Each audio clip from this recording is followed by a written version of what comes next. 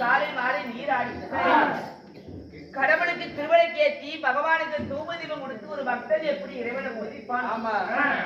மாதா பிதா உங்கள் பொன்னான திருவடியை 1000 விதமான வாசனால் நறுமணத்தை கொட்டி குடித்து உங்கள் திருவடி அடிப்படையே தாய் தந்தை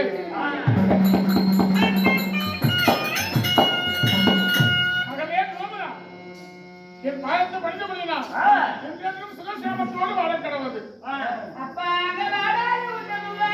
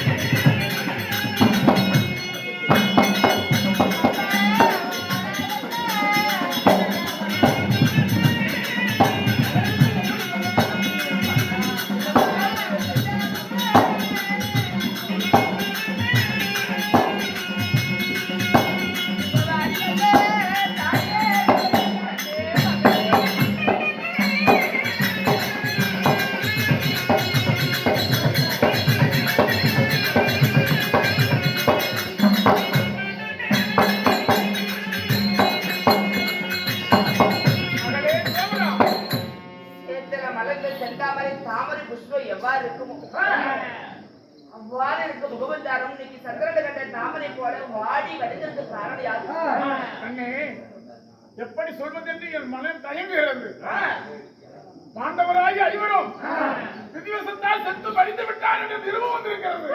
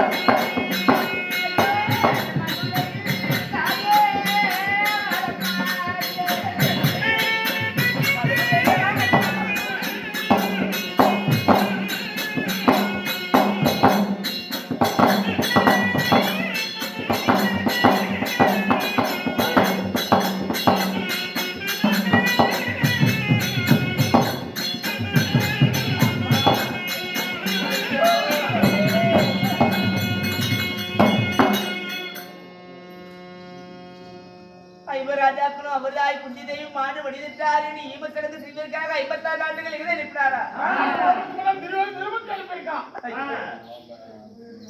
கணவர் மாண்டு மடிந்த பிறகு மங்கையால் எதுக்காக உயிர் வாழ வேண்டும்?